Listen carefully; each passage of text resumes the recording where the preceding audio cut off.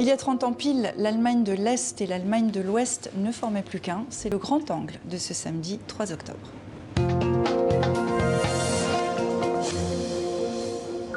Et 30 ans plus tard, qu'en est-il? Forment-ils toujours un? Je crois que c'est le cas. Nicolas Offenstadt, bonsoir. Vous êtes historien. Depuis une quinzaine d'années, l'ex-Allemagne de l'Est nourrit vos travaux à l'image de votre livre Urbex RDA, l'Allemagne de l'Est racontée par ses lieux abandonnés, sorti il y a un an chez Albin Michel. Merci d'avoir accepté notre invitation.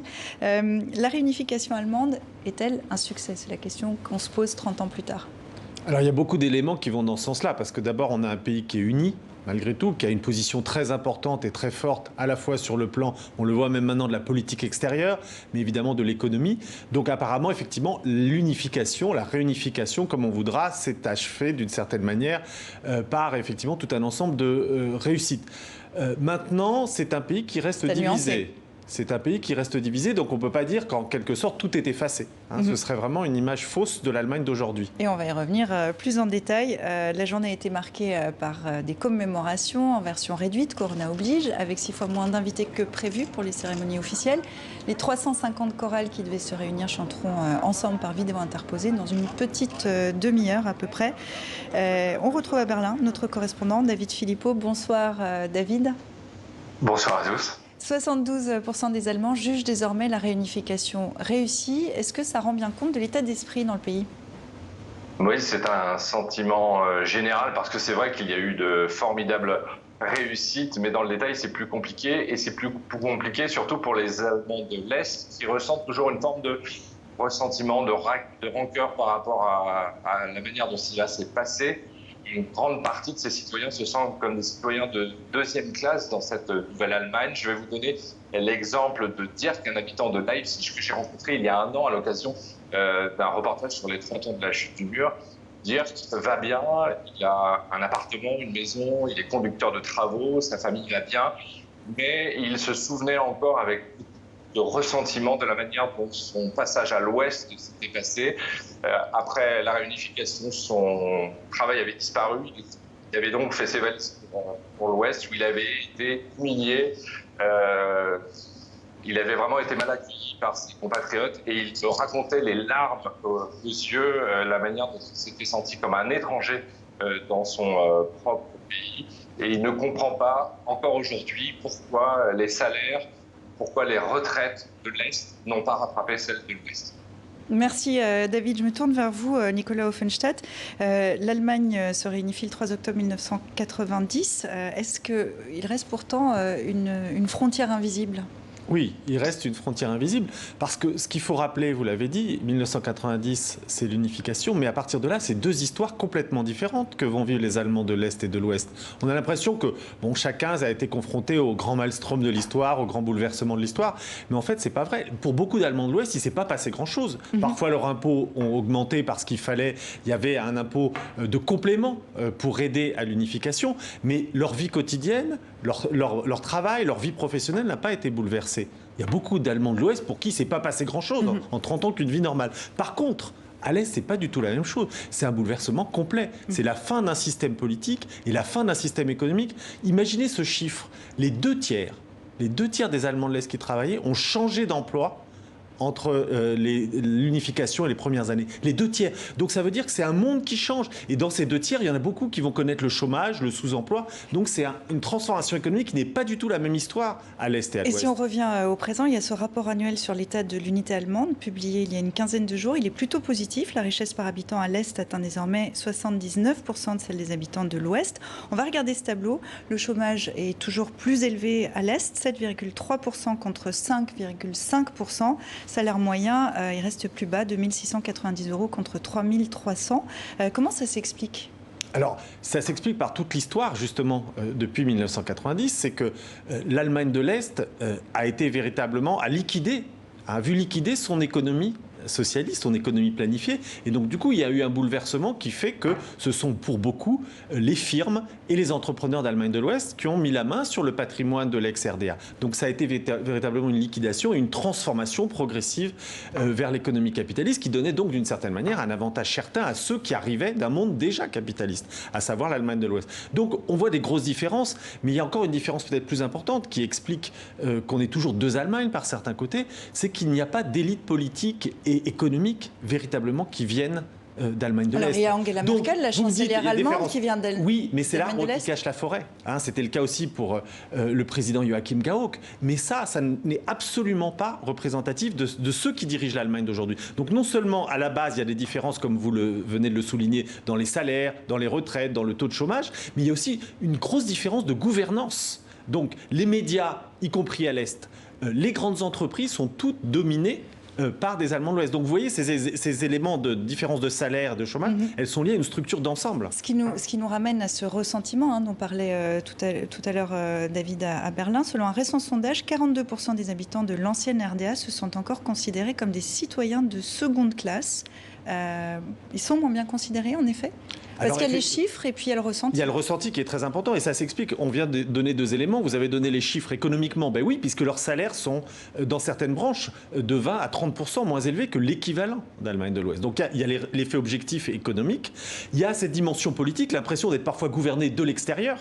Puisque, vous savez, 90% des entreprises qui ont été vendues... De l'extérieur, il le dit, c'est un mot... C'est-à-dire que venant d'Allemagne de l'Ouest, c'est considéré encore de l'extérieur. Oui, c'est un mot que j'ai entendu, moi, dans les interviews que j'ai fait. On est gouverné de l'extérieur parce qu'effectivement, c'est parfois une firme qui est à Munich ou à Stuttgart qui va diriger de loin et qui, du coup, liquide plus facilement aussi parfois certains emplois localement. Donc, vous voyez, il y a ce sentiment-là. Et puis, il y a aussi un sentiment qui est très important pour comprendre ce que vous venez de dire, à savoir l'idée d'être des citoyens de seconde classe. Il y a les réalités politiques, économiques, culturelles, et puis aussi l'histoire qu'on raconte sur vous.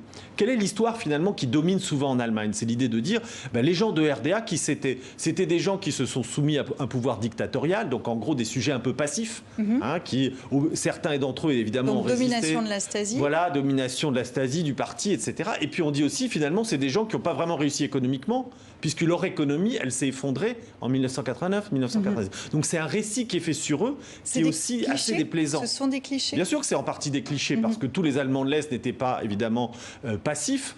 Ils essayaient parfois de trouver des niches politiques pour construire d'autres choses. Par ailleurs, vous pouvez très bien avoir une entreprise qui globalement a fait faillite en 89-90, mais dans laquelle vous avez parfaitement travaillé, vous avez réussi à produire beaucoup de choses. Et vous savez, la RDA exportait énormément dans les pays, notamment dans les pays de l'Est, mais pas seulement. Donc c'était une fierté pour les Allemands de l'Est. Donc vous voyez, il y a aussi l'histoire qu'on raconte sur eux qui parfois est très dévalorisante. Et on va voir que les clichés ont la vie dure. Regardez cette une du magazine Spiegel, paru l'été dernier. Voilà comment il est, le aussi. Le aussi, c'est le type de l'Est. Ce qu'il a dans la tête et pourquoi il vote autrement sur les réseaux sociaux. Avalanche de commentaires outrés, notamment de la part de jeunes Allemands de l'Est exaspérés de se sentir stigmatisés. Ce qui ressort quand on vous écoute, c'est que les mentalités n'ont pas tellement changé. Elles ont changé quand même. Vous savez, ce qui fait qu'on ne change pas beaucoup, c'est aussi qu'on a été habitué à se construire contre. Tous ces gens-là qui ont vécu les bouleversements qu'on vient de décrire, changement d'emploi, chômage partiel, dévalorisation de sa biographie, évidemment, on gardait un regard sur le monde qui est un regard défensif, puisqu'on vous a mis dans des situations où vous étiez très compliqué économiquement et personnellement. Donc oui, ça crée un regard défensif sur soi-même. Il faut défendre sa biographie, il faut défendre son histoire. Et vous savez, ces bouleversements qu'ont connus les Allemands de l'Est sont quand même très profonds. Moi, j'ai interrogé une dame qui avait été comptable. Elle était comptable en RDA, elle avait vraiment eu une vie professionnelle très accomplie, elle avait eu beaucoup de responsabilités. Alors ensuite, son parcours politique, c'est autre chose. Et à l'unification, elle a subi une forme de stage professionnel. Et vous savez ce qu'ont fait faire les Allemands de l'Ouest qui sont venus? C'est une comptable qui avait plus de 50 ans. Ils l'ont fait compter sur un boulier. Comme des enfants à l'école primaire, m'a-t-elle dit. Et donc, vous voyez, cette humiliation de dire ces Allemands de l'Est n'étaient pas compétents, c'est quelque chose qui marque beaucoup les gens. On retourne à Berlin, David. Ce ressentiment des Allemands de l'Est, ça a des conséquences sur le plan politique aussi. Effectivement, la culture politique est très différente entre les deux parties du pays. Cela se traduit de différentes manières. Par exemple, sur l'accueil des réfugiés de Moria récemment en Grèce. Il y avait une volonté d'accueil qui était beaucoup plus forte à l'ouest qu'à l'est. C'est une première traduction. Une deuxième traduction, ça pourrait être le succès différent de deux forces politiques. À l'ouest, ce sont plutôt, comme dans le reste de l'Europe d'ailleurs, il y a beaucoup de forces écologiques qui s'imposent ou qui sont des forces montantes dans le paysage politique. À l'est, cela reste l'extrême droite qui s'impose et qui, d'ailleurs, l'année dernière, a remporté un certain nombre de scrutins régionaux en jouant sur ses rancœurs, en jouant sur ses ressentiments. Un des slogans était « achever la réunification ». Mais les choses sont peut-être en train de changer. Un sondage est très éclairant d'ailleurs à ce sujet. Il y a un Allemand sur 3 de l'Est considérait que le gouvernement faisait bien son travail, et maintenant ils sont 2 sur 3, puisqu'il y a eu entre-temps la gestion de la crise du coronavirus qui a montré des effets plutôt satisfaisants de ce côté-ci du Rhin, et avec un État qui s'est penché littéralement au chevet de ses citoyens et de son économie. Et il y a une autre chose qu'il faut signaler, Sylvia, c'est que ce décalage est beaucoup moins prononcé chez les jeunes générations. Merci David pour cet éclairage politique. Je vous propose qu'on parte à une encablure de chez vous, à côté de Berlin. L'Allemagne célèbre cet anniversaire quand même. C'est une célébration quand même aussi, avec une exposition à Potsdam que nous raconte Mévalo. 9 novembre 1989, le monde assiste médusé à la chute du mur de Berlin et aux retrouvailles de 2 Allemagnes séparées depuis 40 ans. Mathias avait alors 31 ans et Dagmar 25. Cet événement historique, ils l'ont vécu chacun de leur côté, à l'est pour lui, à l'ouest pour elle. Ils sont en couple depuis 13 ans. Nous sommes ensemble depuis assez longtemps maintenant, donc nos origines ne comptent plus vraiment. Mais parmi nos amis, je remarque que s'il y a des couples comme nous qui viennent de l'Est et de l'Ouest, c'est bizarrement toujours mentionné. Je ne vois pas de grande différence et il faut vraiment que je réfléchisse pour trouver ce qui est typique de l'Est. Leur amour a fait d'eux des visages de l'Allemagne officiellement réunifiée il y a 30 ans, jour pour jour. Un amour affiché depuis un mois à Potsdam, ville d'ex-RDA toute proche de l'ancienne frontière avec Berlin-Ouest. Dans le cadre de l'exposition 30 ans, 30 couples, des amoureux originaires de l'Est et de l'Ouest ont accepté de poser et d'expliquer si leurs racines et leur histoire influencent encore aujourd'hui leurs relations.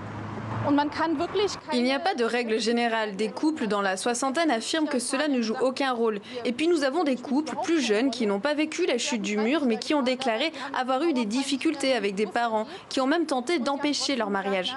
Mathias et Dagmar font partie de ceux qui considèrent que leur différence est avant tout une richesse. Mais ils savent que tout le monde ne pense pas comme eux. Je trouve dommage qu'il y ait encore des ressentiments et tant de stéréotypes sur l'Est et l'Ouest. Je n'aurais pas pensé que ce serait toujours le cas 30 ans après la réunification. Et parfois, j'ai l'impression qu'il y a encore trop peu d'intérêt pour l'Allemagne de l'Est et son histoire. L'amour, lui, ne connaît pas de frontières. Pour conclure, 3 décennies plus tard, on peut dire qu'il y a quand même ces nouvelles générations qui, elles, n'ont pas connu l'Allemagne de l'Est et qui sont bien là. Il y a beaucoup de choses très intéressantes qui se jouent en Allemagne avec les nouvelles générations, c'est-à-dire qu'il y en a qui disent « nous sommes de l'Est », donc ils assument une identité de l'Est. On assume l'idée que nos parents ou nos grands-parents ont subi une histoire très particulière, parfois très lourde, mais on va s'ouvrir dans le monde contemporain et donc du coup on va garder l'héritage du passé, on va assumer, mais on va essayer de l'intégrer dans l'Allemagne contemporaine. Donc les nouvelles générations, c'est très intéressant parce qu'elles sont en pleine transition entre ce qu'ont vécu ces générations précédentes dans les décennies qu'on célèbre là, celle de l'unification, et puis le monde nouveau contemporain. Merci beaucoup Nicolas Offenstadt d'avoir été avec nous. Merci David à Berlin également d'avoir été avec nous. À bientôt.